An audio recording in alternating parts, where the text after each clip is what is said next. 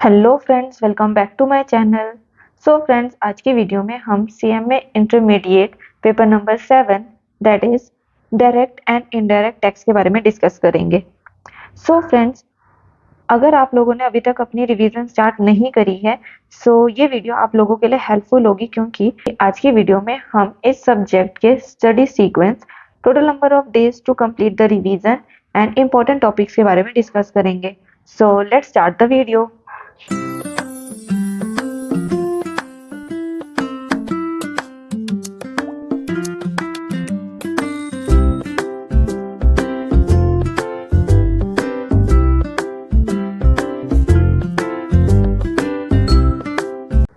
Friends, अगर हम इस सब्जेक्ट के सेक्शंस की बात करें सो वो बहुत ज़्यादा क्लियर है कि सेक्शन ए है हमारे पास डायरेक्ट टैक्सेशन का एंड सेक्शन बी है हमारे पास इनडायरेक्ट टैक्सेशन का।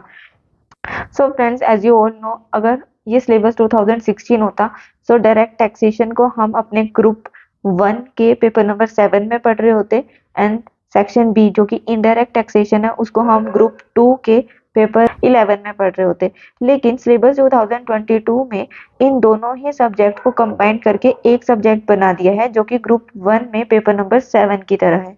ठीक है, सो आप लोगों को क्या करना है, जब भी आप इस सब्जेक्ट को रिवाइज करने का स्टार्ट करो सो सबसे पहले अपने दिमाग में क्लियर कर लेना कि आपको डायरेक्ट टैक्सेशन से स्टार्ट करना है या इनडायरेक्ट टैक्सेशन से स्टार्ट करना है।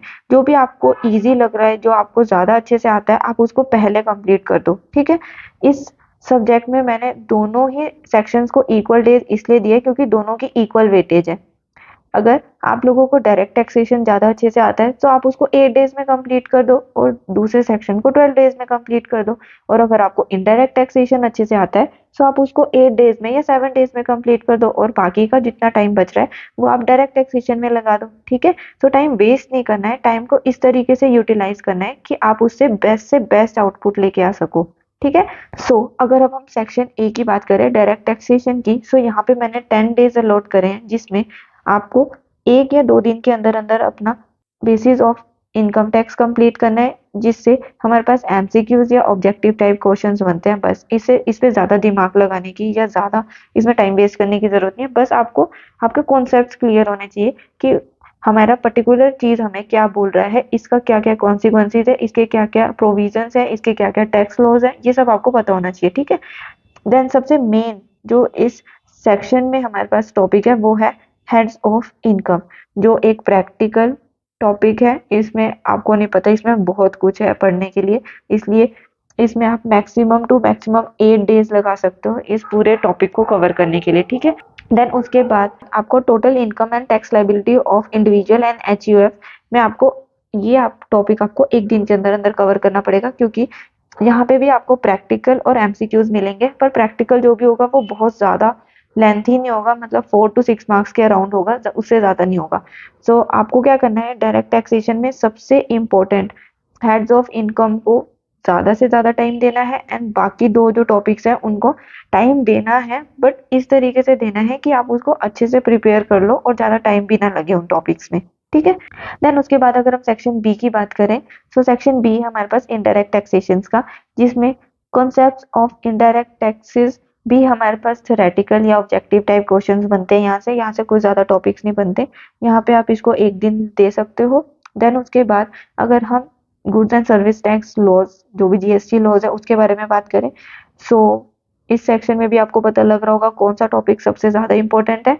ये वाला टॉपिक हमारे पास सबसे ज़्यादा इम्पोर्टेंट है। ठीक है, एंड इस टॉपिक को कवर करने के लिए आप मैक्सिमम से मैक्सिमम अपने 7 डेज लगा सकते हो।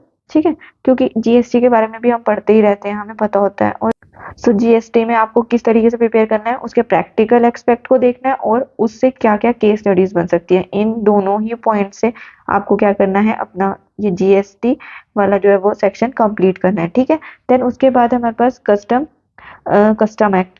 कस्टम एक्ट भी बहुत ज़्यादा टफ नहीं है, इजी है। आप आराम से अगर आप इसको पढ़ोगे तो आपको आराम से समझ आएगा, आप आराम से इस चीज़ को क्लियर कवर कर सकते हो। कस्टम एक्ट को कंप्लीट करने के लिए भी आप मैक्सिमम से मैक्सिमम दो दिन के अंदर अंदर आप इसको कवर कर सकते हो। ठीक है, ये तो हो गई हमारे पास इस टॉपिक की बात, इस सब्जेक्ट की बात। ठीक है। सो अगर आपको इस सब्जेक्ट में कोई भी डाउट आ रहा है कि अब हेड ऑफ इनकम आपको पता ही है मेन 5 होते हैं और ये 5 हेड्स दिए हुए हैं, ठीक है। तो इन 5 हेड्स में भी आपको नहीं पता सैलरी पे कितना टाइम लगाना है, हाउस प्रॉपर्टी पे कितना टाइम लगाना है, पीजीबी पे में कितना टाइम लगाना है, कैपिटल गेन पे कितना टाइम लगाना है, इनकम फ्रॉम अदर सोर्सेज में कितना टाइम लगाना है। सो अगर आपको यहाँ पर भी टाइम बाइफरकेट करने में प्रॉब्लम आ रही है, सो आप मुझे वो कमेंट सेक्शन में बता सकते हो। मैं यहाँ के लिए भी मतलब इस पर्टिकुलर सब्जेक्ट के लिए या किसी भी सब्जेक्ट के लिए अगर आपको किसी भी टॉपिक में कोई भी दिक्कत आ रही है, टाइम मैनेजमेंट नहीं आ रहा है, सो आप मुझे कमेंट सेक्शन में बता सकते हो। मैं उसके लिए एक सेपरेट वीडियो आप लोगों के लिए अपलोड कर दूंगी। सो फ्रेंड्स, इस सब्जेक्ट के लिए इतना ही एंड इस वीडियो के लिए भी इतना ही। होप आपको ये वीडियो अच्छी लगी होगी एंड अगर आपको कोई भी डाउट है तो आप मुझे कमेंट सेक्शन में बता सकते हो। तब तक के लिए इस वीडियो को लाइक शेयर कमेंट करना मत भूलना and subscribe my channel for more updates.